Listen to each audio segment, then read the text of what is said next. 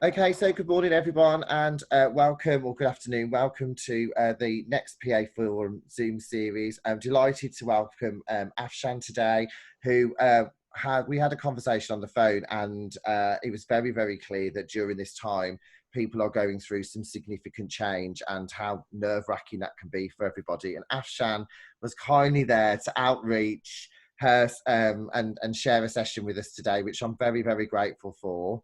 So without further ado, I'd like to hand over to Afshan. If you've got any questions or queries, please pop those into the chat box as well, and we'll make sure that we go through those for you throughout the session, and also questions at the end. So thank you very much, and welcome, Afshan. Thank you, Dan. Thank you, everyone. Nice to meet you all. Dan,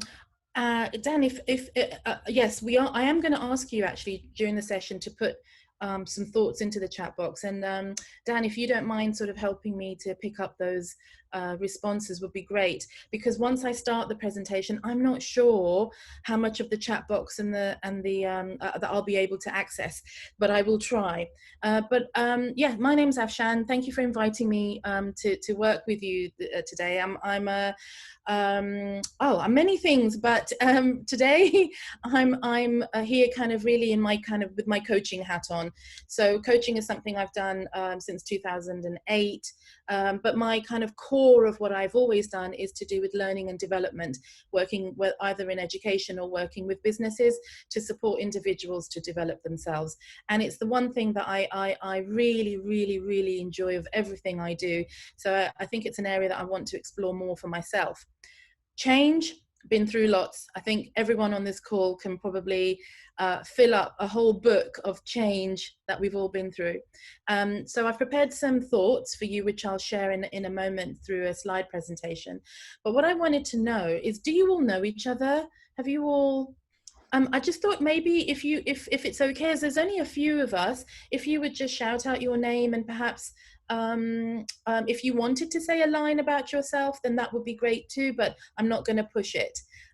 So maybe I've written your names down, if I can call you out. And I'm just going to the first corner of the screen here. So Sue, you're in my eye line. Could you just, a quick introduction? Hi, I'm Sue Wilson, and I work for a company near Bromsgrove. I'm an office manager there and currently working from home, as with many other people. Okay. Nice to meet you. Thank you. And you too. Paula, I'm coming to you next. I'm Paula Harding. I'm an executive assistant at the Liverpool School of Tropical Medicine. And I had an event about a year ago now, and I put a call out for prizes for a charity event I was putting on, and Afshan replied and gave me 2 generous prizes. So, and we hadn't met or anything, so I've just followed Afshan ever since. And I just think she's amazing. You're supposed to shout yourself up, not me. But I know I really like everything you're about, so I'm really excited. Thank you. Thank you. Thanks, Paula. Anna, can we come to you next? Oh. Hi, I'm Anna. I'm effectively PA to the CEO of a group of independent schools, and I'm working from home at the moment. So yeah, so life's not that changed. Nice to meet you, Anna. Thank you. Jo, can we come to you next? Yeah, hi, I'm Jo Turner. I'm PA to the Chief Exec at Black Country Living Museum in Dudley. Unfortunately, I've been furloughed since the end of March, so it's been quite a lot of change for me, really, since then. And a whole different type of stress. You know, yeah. So, and anxiety, yes. And anxiety, okay. Right. We're going to look at some of that. So thank you, thank you for sharing that. Nice to meet you, Jo. Angela, can we come to you next? Hiya. So I worked for Jaguar Land Rover for the last 2 years as a contractor, and on the 1st of April was told that I was no longer required. So they got rid of all the contractors. I had set up for them an asset reuse scheme while I was there, and in the first 12 months managed to save them £8 million. So a bit of a punch in the gut when they said no thanks. So I took the opportunity to set myself up as a virtual assistant, try and follow my dream, because we want to go and spend our winter months in Spain. So I thought, well, a virtual assistant can work from anywhere in the world. you know, and this is congratulations on that. You know, it's an awful experience, and you know, and there'll still be remnants of that, because sometimes there always is, but congratulations, and on seeing the opportunities and taking it. So brilliant. Thank you, Angela. Maria, can we come to you next? Yes, hello. I am Maria Tiscornia. I am the Executive Support Manager for the Air Ambulance Service. I'm working from home since beginning of March. So yeah, it's been a bit of a difficult and different times. And yeah, I'm the PA also to the CEO and trustees. So yeah, lots to do. Thanks, Maria. Naomi, could we come to you next? Well, she might not. She might not be there. Okay, should we go to Donna? Donna, yeah. Hi, I'm Donna Marie. I'm PA to Professor Russell Smith. He's the Regional Postgraduate Dean of Health Education England, so we are NHS. We've got 5,000 trainee doctors that we're responsible for. So a very busy time for us. We had a lot of involvement with originally trying to staff the Nightingale Hospital. But obviously I work with lots of the acute hospitals, so difficult time. I've been working at home now since the 13th of March. Great. Had our first virtual board meeting this week, which was interesting, so which I'm in it. So yeah. So Donna, thank my camera isn't working for some reason. I don't know what's going on there. Don't worry. But thank you, and thank you for all the extra hard, just frontline stuff that all of you are doing, and so many of you are involved in those very essential work areas, or have felt the consequences of the other side of this. And I recognize a face there in the middle of my screen. Julie, welcome. Thank you. Sorry I'm late. Julie, I'm just asking everyone just to say a quick hello. That's all. Could you go next? Oh yeah. Hi, I'm Julie Bird. I'm a PA. I work for Galliford Try Construction Company. Thank you. Thanks, Julie. Okay, so look, I think that's everyone. I wanted us to do that as we're a small group, but also because I'm going to be asking you to share some thoughts in a moment, and I'm going to be asking you to share some thoughts around feelings. Now, if you feel you don't want to, then please don't. It's not essential. But if you feel you do want to, then I'm going to ask you to be writing some things into the chat box and perhaps sharing, verbally. So, okay, let's move on. I'm going to share my screen with you. Now, this is the point at which sometimes it goes a little bit weird because it all depends on what comes up. Do you see my screen? Yeah. Yes. All good. Yeah. Okay, so there's like a flame in the middle, right? Yeah. Okay, so this is the point where I lose you because I don't see you, but what I'm going to try and do is I'm just going to try and open the chat box to have it on my screen here. Could I ask anyone just to type in a hello into the chat box just so I can see that it's working? Great. Okay, brilliant. Thank you, Joe. Much appreciated. Okay, so I think we're ready to go. Oh, God, chat box is in the middle of my, that's no good. Here we go. Right, preparing for the new normal. I think maybe by now some of us are tired of this phrase. I'm not sure, but certainly it's something we've got to think about because, joking aside, there is so much that has changed. Why is this not working now? Oh, I may have to, can you, if I move the chat box here onto this screen, do you see it? No. Okay, well, I think I'll leave that there then because for some reason, yes, here we go. Right, so that's me. I am a learning and development specialist. I have worked on change programs. I've delivered change programs now in 28 different countries and worked with thousands of people, mostly in education, but a little bit in business as well, more recently in business. I'm a coach also, and it's really with my coaching hat that I've prepared these slides, thinking about the support that people need right now. And what I'd like to start off with, and is this question here. Okay, how are you feeling right now about the future? Okay, we've got a little Muppet there to help us along. And what I'd like you to do, if you feel you can, in the chat box, please could you write a word or a short sentence that just tells me how you're feeling right now about the future. Okay, so I'm going to read some of these out as they come up. So we have anxious, okay, Paula, very positive, Angela, Maria, uncertain, anxious and unsure, that's from Joe. Julie is saying safe for now, okay, good. Anna, nervous about things changing again, yeah. Donna, positive, okay. So anybody else want to throw anything in? Okay, I think thank you for sharing that. But that, if we take, okay, Maria, excited about new opportunities, thank you.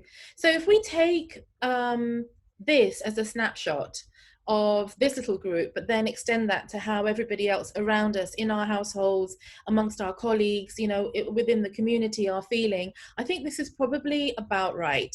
So what I'd like to do is just to ask you to, where is this gone now? Oh, sorry, my slides just seem to want to not move forward. There we go. So those of us that are feeling a little bit anxious now and worried and concerned, what I'm going to ask you to do is to just park those feelings for now. And for those of us that are feeling really good and positive, please share your energy as much as you possibly can. But for now, let's just hold on to these thoughts and just park them a little bit. This image, I chose this on purpose because it's a piece of work that I was involved in, and it's the last bit of travel that I did. I do a lot of travel for my work, and most of my work is delivered overseas, face to face. This was a Future Prosperity Conference that took place in Ghana in 2020, January 2020. And I seem to be doing, certainly in my work in education, a lot of the conferences that I am part of are to do with seeing the future, preparing people for the future. And the biggest thing is always like, well, what does this future look like? And I particularly wanted to use this because, for me, this kind of tells me that just in January, I was in Ghana, in South Africa, delivering these wonderful projects. I had 6 more projects lined up for the duration of this year. And of course, we were hit by COVID and they all disappeared. So found myself yet again in having to look at change. So if you're sitting comfortably, I'll begin. If you're not comfortable, go and get some water. I think I won't be able to tell. So do feel comfortable is what I'm trying to say. So the aims for today really is to have by the end of the session, what I'd like for you to have is just to feel a bit more prepared. Whatever your feelings are, positive or negative, anxious or excited, what I would like for you to have is something that helps you into the next phase beyond this. So I want to look at change models, and I want to help you understand the mechanics of change. I want to help to put you in control. And even for those of us that are feeling positive and excited, sometimes those feelings can be overwhelming, and sometimes those feelings can paralyze us a little bit. So it's really about you controlling the feelings and using that as a way to drive yourself forward. And understanding this concept of transition and how transition connects to change. So what I'd like to do is just, again, if I can ask you very quickly in the chat box, has anyone already covered these areas around transition and change before? Okay. No, okay. All right, so Paula says no, and I'm okay, all right. So I'm asking because I'm conscious that these are quite big concepts. A long time ago, another company, okay. These are quite big concepts, and I could spend an hour just talking about change or just talking about transition. So I'm conscious that I'm skimming the surface in some of these, and what I want to do is just adjust what I share with you according to your level of experience in this area. So Donna, only in the work environment, okay. All right, okay, so let's go forward. Thank you for sharing that with me. What I would like to do now is just, there's something about these slides. Oh, here we go, okay, right. I chose this because, again, with some of the work I'm doing right now, we're looking quite closely at Gen Z and what characteristics they have. And I'm working with a couple of businesses where I'm looking at, right now in the workplace, there are baby boomers, Gen Z, millennials, and so on. The whole, all these generations are represented in one office now. And I was particularly interested in how each of these groups do tackle problems differently and have a different experience of change. And you'd think, you know, the older you are, perhaps the wiser you are, the more experienced you are, but and perhaps, you know, you're more able to manage change, but that's not always the case, because it depends on what that change is. And it could be, for example, right now with some of the digital working that's been forced upon us, that a Gen Z might be a better mentor if you were looking for support. But I was kind of, this always makes me laugh, because I'm like, okay, which one am I? But also what this represented to me, this image, was that, you know, I'm Gen Z, and if I, Gen X, sorry. I wish I was Gen Z. I'm Gen X. And if I think about my lifetime and I think about everything that's happened, a lot of new normal has kind of confronted me. And so perhaps this elusive kind of new normal that I'm looking for, perhaps I need to look in my past for what that might be going forwards. So I wanted to share that with you, and this image represented that for me. So what we're going to do is to look at change models and move on to understand the mechanics of change. But it'd be good for you just to note down, as those years are up there, not in the chat box, but just for you to note down, if you're not sure, which one are you, and just keep a note of it for yourself, because I'd like to refer to this again later in the session. Okay.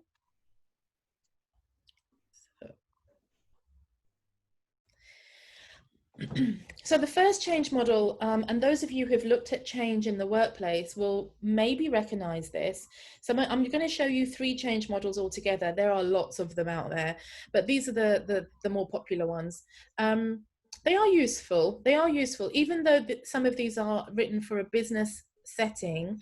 They are useful in using them as a framework to look at change that's happening to you in your home, so on a personal level. So if we just look at Kotter's 8-step model, he says that, so we're starting at the top with the red circle, saying that that the starting point is creating a case for the change and a sense of urgency, building your guiding team, your change team, forming strategic vision and initiatives, enlisting the help of volunteers. I call them the sort of change champions. They're the people that are really rearing to go.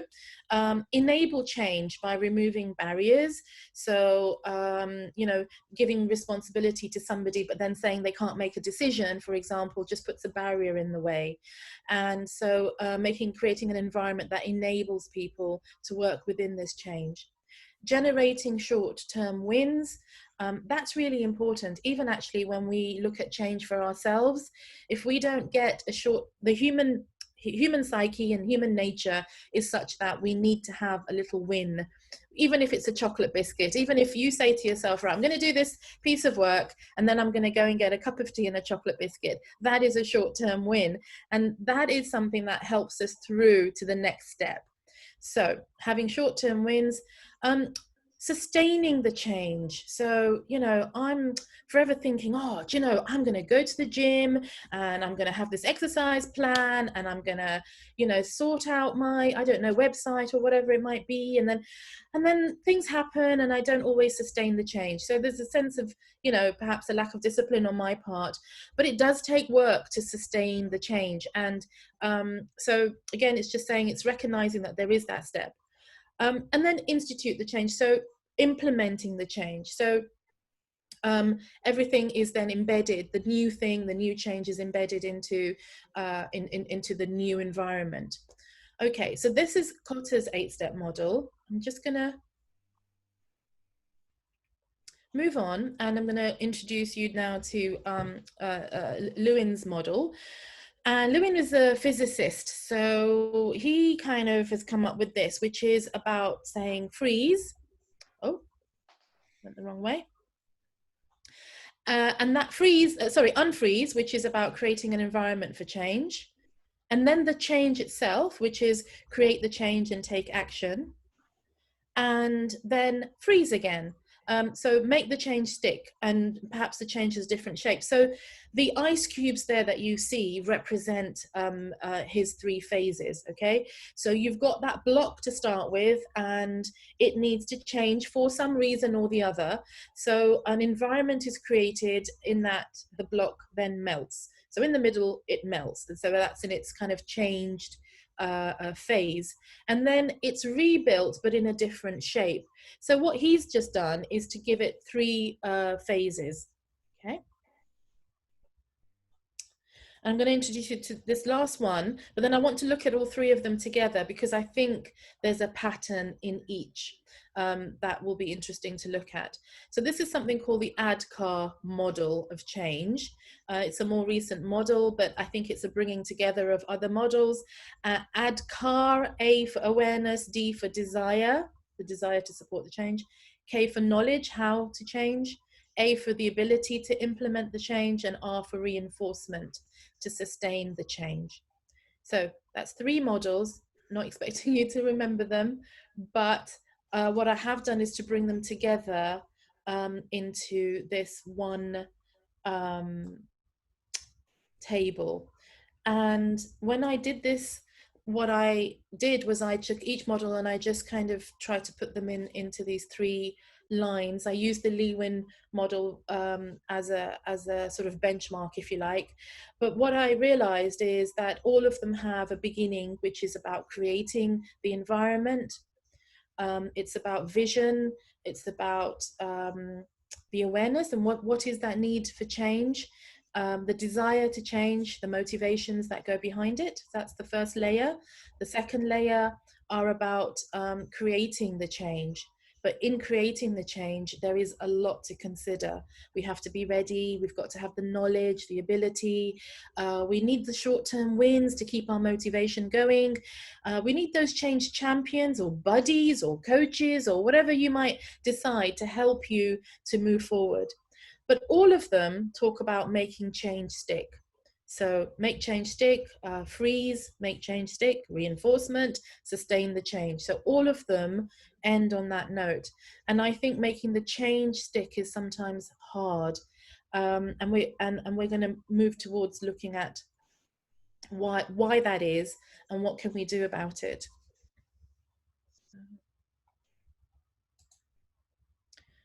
Okay, so very quickly, I went through that actually. So what we've just covered there, we've covered change models. We've looked at 3 change models and then compared the 3. So by comparing the 3, what I'm hoping you're seeing is that there's a mechanics to change. There is this kind of a framework that change sits within, and understanding that mechanics will help you to work out how you want to tackle change. So now I would like to move into putting you back in control. So having seen that there are change models, having seen the mechanics of them, and starting to understand the phases will help you to be in control. And the key part here is about understanding how transition connects to change, and what is transition. So I'm gonna sort of come over back to you for a second.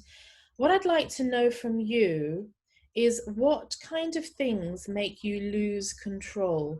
So, I've got, sorry about the spelling mistake. What sort of things make you lose control? And if you're able, on a scale of 1 to 10, 1 being the lowest and 10 being the highest, how good are you at acknowledging the emotions that you're feeling?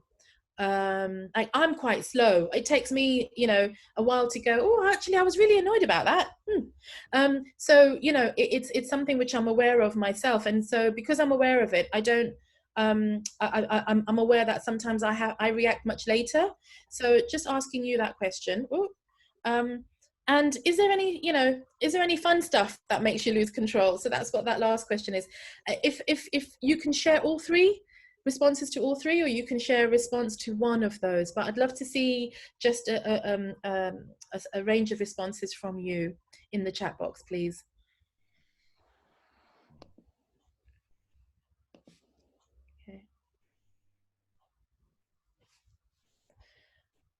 Okay, so I'm going to read these out, but I'm not going to read the names. I mean, you'll see the names. The chat box isn't recorded, so none of what you're writing in the chat box appears in the video. But I'll read out what you've said, but I'm not going to read the names. So we've got, so in answer to the question, what makes you lose control? We've got being hurt. We've got things that conflict with my core values. Yes. And that's an interesting one, because sometimes those tensions appear and we're not quite sure why. It is worth thinking about your core values. Very often you'll find that there is something that is kind of pressing that core value in a negative way. So worth looking at. Not telling the truth. Okay, yeah, that's one for me.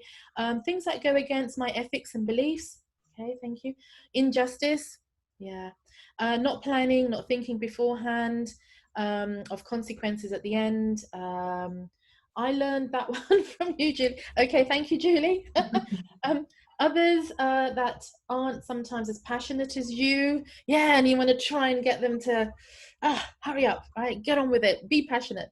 Hormones, but seriously, being teased, injustice, getting better, okay, being excited about upcoming event and holiday, okay, unfairness. And we've got some scores there. So I saw some scores 8 and 5. So those are quite high scores on a scale of 1 to 10, 1 being the lowest and 10 being the highest. So actually that's good. That's very good, because it's telling me that there's a few of you there feel quite confident about just recognizing how you feel. I've got more here. Sadly, I'm a bit of a hothead. Okay, that's okay. Not sure I should be reading this one out, but alcohol. Does that fit in the fun stuff? Yes. Yes. Okay. Okay. Look, you've started something now. Yes. Gin. Lol. Okay. If anyone's interested, Aperol for me. Thank you very much. Okay. Wonderful. So look, things that make us lose control, and again, a nice range of, well, I would say there's probably more in that list which are to do with like things, and but there are a few things that we recognize are nice things, and they also make us lose control. Okay, let's move on a little bit. Thank you for sharing that with me, by the way.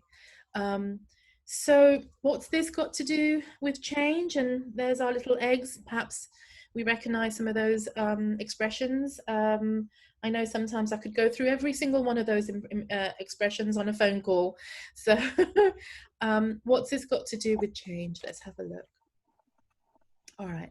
So has anyone seen this before? Do you recognize what this is? Yes, I have seen it. Okay. Do you remember what it's called? I can't remember. It was the ILM that I did. Okay. Okay. Don't worry. I just wondered. I was just trying to just trigger some of your memory if I could. Okay. So this is a transition cycle. Okay. Yes, and and I would like us to have a look at this. So change has emotions that accompanies it. And those emotions are captured here in this transition cycle. Okay, and what we have here at the very beginning, you have the anxiety. So that's when you're like, oh, I can't cope. There's too much going on. I can't cope, right? Some will be happy about the change. Oh my God, at last, this is great. This is an opportunity. Okay, not all of us are, you know, in that category. Sometimes you can be happy about it and then worry about how things are going to move forwards. So there is anxiety, there's happiness. There's fear. What impact will this have? How will it affect me? Of course, that's a very, very real thing. Okay.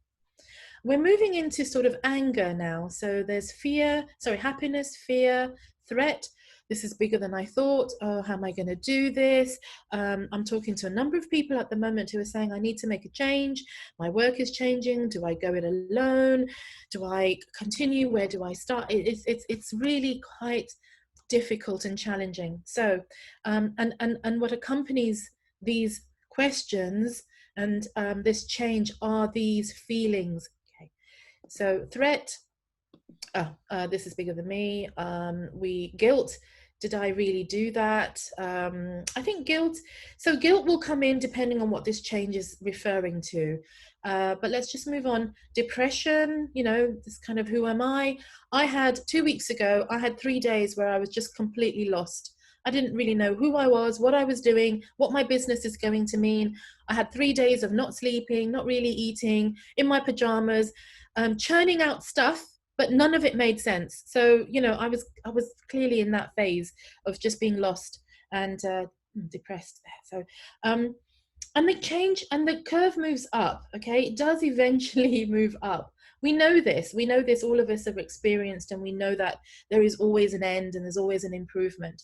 So eventually there is gradual acceptance. There is moving forwards, but we can come off that. So the purple curve, if we're not careful, we can easily come off at various points. And you'll see the blue dotted line leading to denial. You'll see the green dotted line leading to disillusionment.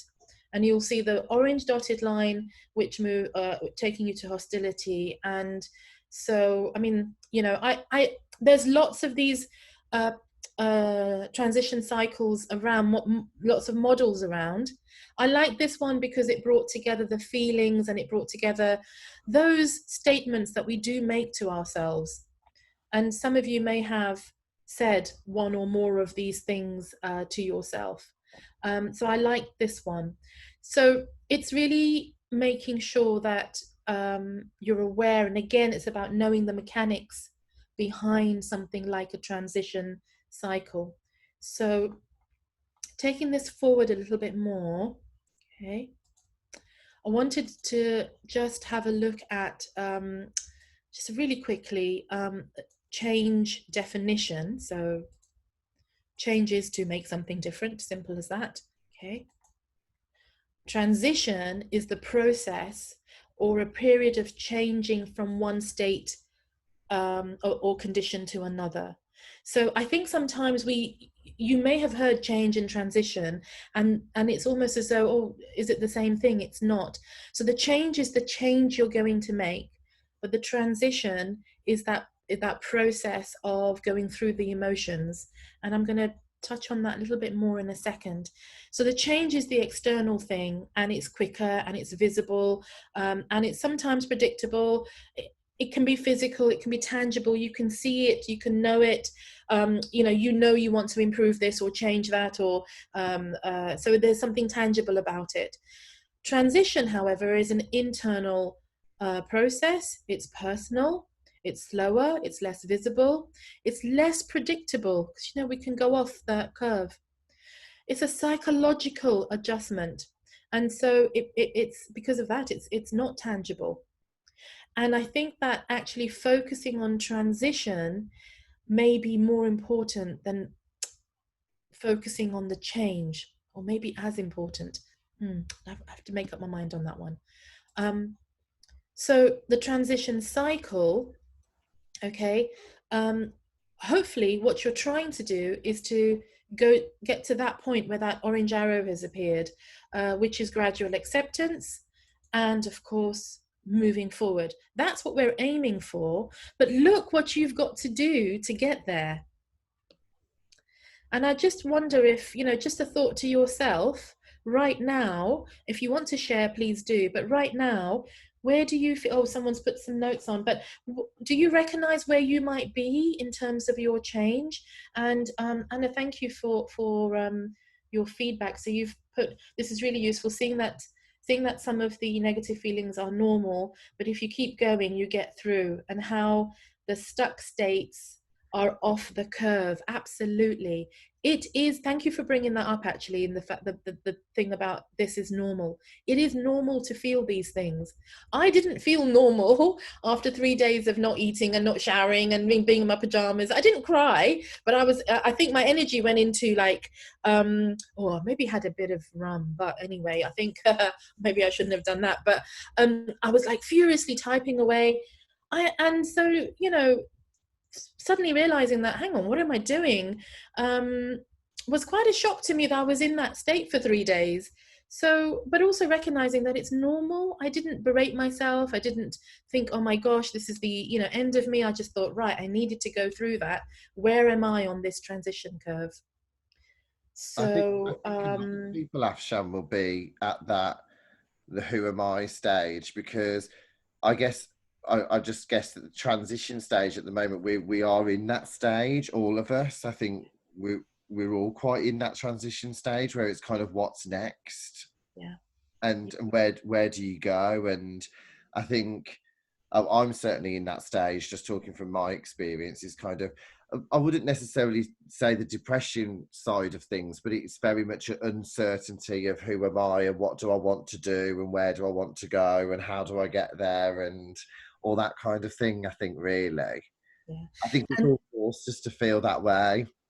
Yeah, and we've got another, thank you Dan for that. Another comment here, also because we have experienced a different life in the past few months. Yeah, it's been very different. We're talking a lot more about, we've, you know, talked more and more about mental health as a focus for all of us. And I think recently it's been out there a little bit more. It still has a little bit of a stigma, I think, because people think about mental health. And does that really describe me? Well, for me, mental health is for me the same as taking a walk and taking fresh air and exercising my legs. My mind, which is kind of where my emotions are, also need to be addressed and need to be focused on. And I have to spend as much time thinking about how I feel as I do about taking a walk or doing my yoga in the morning.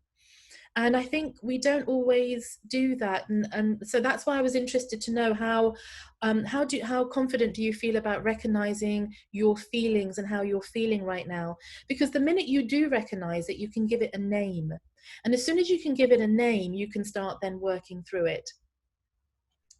Okay, so I'm going to move on because I'm also conscious of time, and I've got quite a bit more to share with you.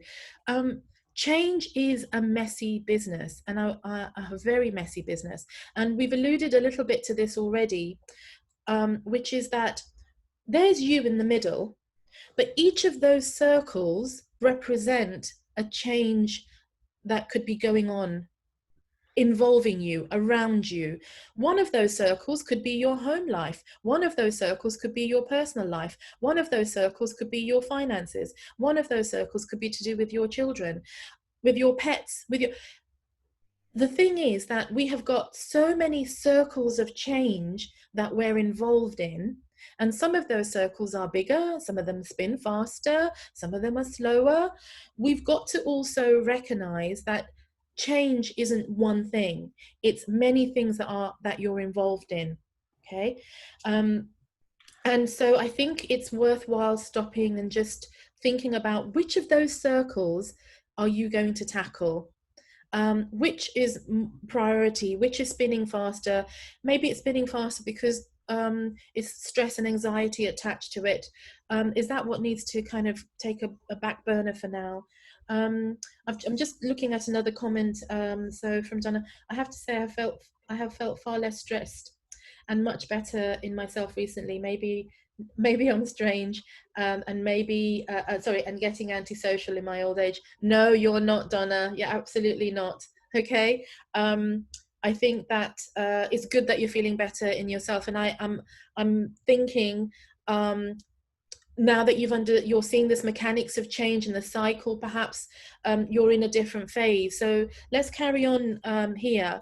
So there's you with your change, and that's you the other side with your transition. And for me, this kind of just, it's not to say that once you reach transition you won't go back into another change, and it's not to say that once you reach transition all your changes are sorted.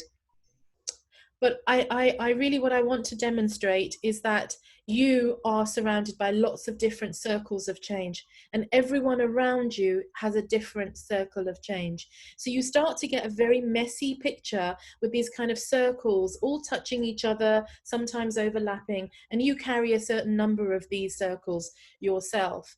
That transition perhaps is the new normal we're looking for. That arrival in terms of our feelings and our psychological self, our mental health strength, if you like, perhaps that's the new normal we should be looking for, not necessarily, you know, am I going to be 6 feet apart from my colleague when I, go back to work? That is a consideration for sure, but perhaps if you focused on how am I going to feel, how am I going to tackle it, where are my emotions going to be, then whatever comes to you, you'll be in a different point and ready to tackle. So that's kind of where I'm going with this idea of change being messy and the transition and the focus on transition that I've asked you to think about. So change cannot stick unless you have transitioned. Okay, so it's about understanding where you are in the change cycle, but it's also about understanding where others are in the change cycle. So each of us are in a change cycle of our own. Let's say just thinking about work and our future selves in terms of work. But each of us on this call is at a different phase of change, but also in a different phase of the transition cycle. And if we were all a team, we're going to affect each other. We're going to impact on each other. Okay, if we're friends, we're going to impact on each other. So it's really important to know not just about your change, but those around you. And sometimes you need to protect yourself from other people's change circles, buffeting your change circles. So knowing where you and others around you are in terms of the transition cycle, and then being proactive and pulling yourself through. So I like this idea of just kind of, it's a circle, it's a cycle, it's a sort of process, and it's about pulling yourself through to the other side of that change. Coaching can help, buddying can help, friends can help. I think the key message there is get help, speak about it, communicate. Aim to make the psychological shift and be firmly grounded. I think that is the thing you can control. In a time when everything is up in the air, the thing that you can control is you and how you are going to react to whatever comes towards you. Remember, change can keep occurring, and you might be at different points with all those circles and cycles. You might think it's over and then it starts again, and then it feels very overwhelming. So again, it's about your kind of mental health, your psychological sort of feelings, and making sure that you're firm in that. Okay, so just putting this back up again, just for you to have another reflection of this. Considering what I've just said, you, many changes, many circles, but others are in this picture as well. I didn't know how to add others. And moving towards this transition, moving towards a new normal, which perhaps is more about the transitioning and that psychological shift. Okay, as I say, change is very messy, but you have got this. I know that you've got this.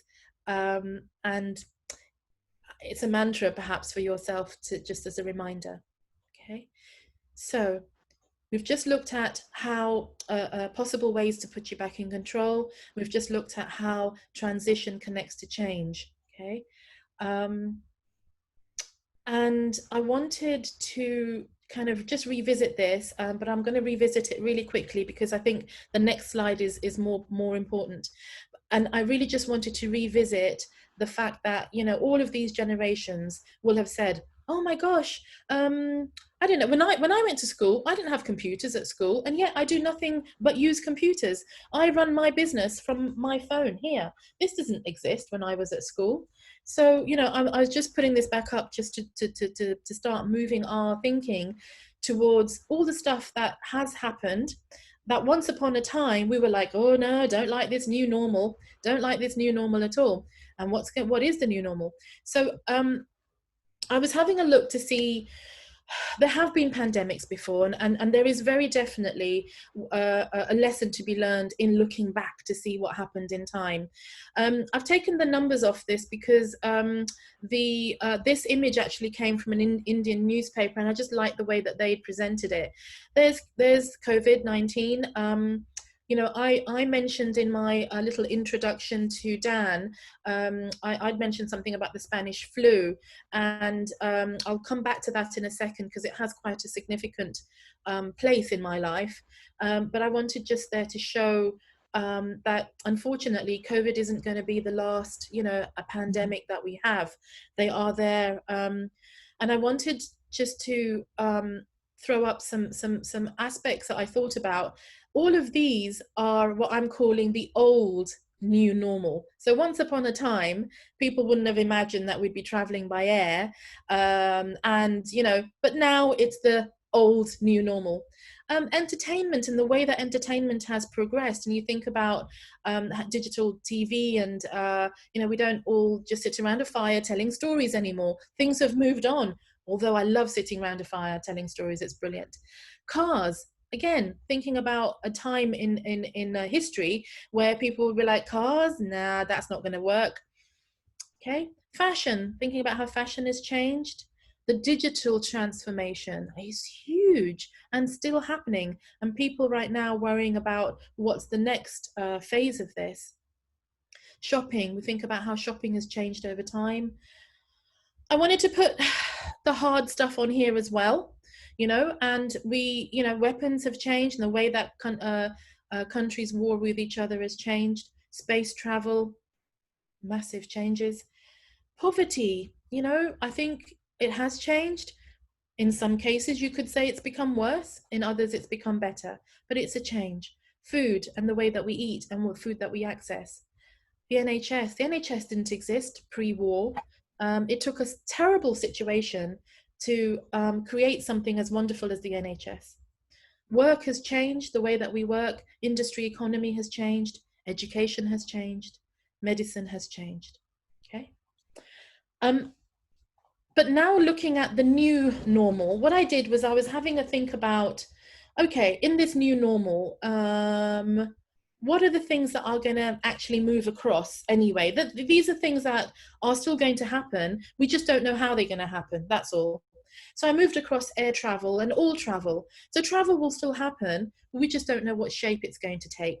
I've received emails from Emirates who are talking about giving COVID tests before you check in. I was like, oh, I don't think I want to travel Emirates. But air travel don't think will cease, but it will change. Shopping, we're still going to shop, but it will change.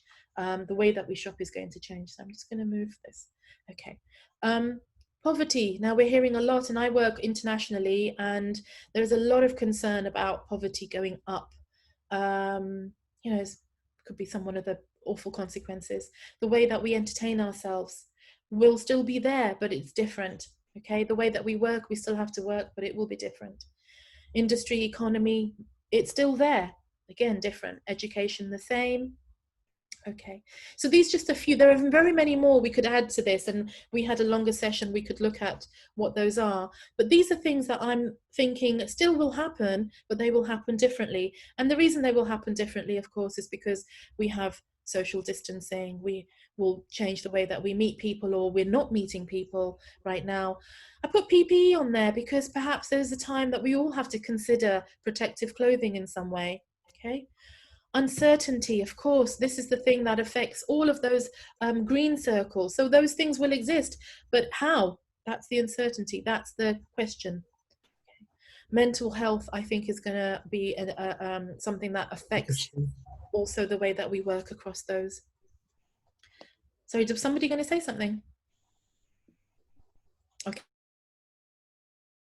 So going back to the Spanish flu, I just have put an image of Africa up there. And the reason I've done that is because my grandfather, my mum's father, his family died in India. His whole village actually were wiped out.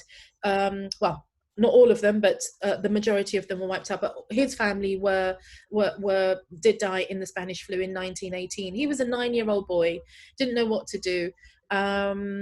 He lived on a coastal town. He didn't have any, well, I don't know what drove him to this, but he decided to jump on one of these boats, these ships that he saw sailing past on a regular basis. It was a dhow. The dhow ended up in Zanzibar. He decided to get off in Zanzibar, and he was adopted by an Indian family who were already living there. And, you know, he went on to marry my grandmother. My mum was born, all her siblings were born, you know, and here I am as a sort of a descendant of that situation in 1918, you know, doing what I do and living where I am. So I think, you know, for me, that story gives me a little bit of solace. And that story tells me that there is going to be a new normal. We just haven't envisaged what that new normal is. So looking at this, the only thing that you can the only thing you can be certain about is change. Remember, change is accompanied by emotional states and phases, and it's okay to feel these emotions, but don't let them overwhelm you. Okay. The secret to preparing for a new normal is to be very self-aware of yourself and others and where you are in the change cycle. And also, it is possible to make some predictions by visiting the past. Your gut instincts, trust them, working out possible scenarios and then ordering them in the most likely. So you could have this happen, this happen, this happen. You might have 5 different scenarios to a situation. It is worthwhile sitting down and just drawing out what that might look like. And the biggest thing is talk to others, absolutely talk to others. I'm going to skip this. Well, very quickly, another model is a change house. I like this because there's something nice about understanding what room am I in? Am I in the contentment room, the renewal room, the confusion room? Am I in the dungeon of denial or in the pit of paralysis? So I like that model because it just brings change into a model that I understand. So just want to ask you, how do you feel now about the future? And have your feelings changed since the start of the session?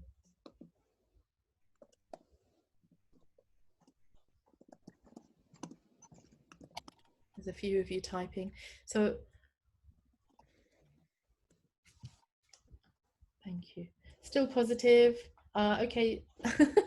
There's a lot of you typing there. I'm going to unshare just so that I can see you again, but they're my details there, and you can get my details from Dan as well.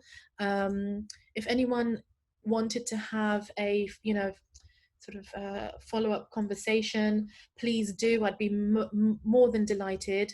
I'm seeing lots of information here. I don't want to lose this, Dan, because I haven't had a chance to read it all through, and I'm just conscious that you've all maybe got to go. But very quickly, oh, lovely. Okay, so I'm seeing some lovely things.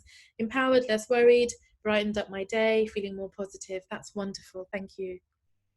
No, thank you so much, Afshan. I'm really grateful for you joining us today. I feel much better now. I've seen that as well. I think it's hard because you imagine yourself in a certain place and you can't see the future. And it's not that we can see the future, but if you can kind of prepare your mindset for that. And that, I think for me, seeing that chart with all the little roads that go off it, and it's not just one way, you know, I think that's been really important. I'll definitely take that away from that as well. So thank you so much for sharing that with us. My pleasure. Yeah, I will share. Are you happy to share the slides with us, Afshan? Yes. Or if you are, and I can send those around, that'd be great. If not, what I'll do is I'll put everyone in touch with you, just so they've got your details and they can have an individual chat with you then, if that's okay. That's fine. I'll adjust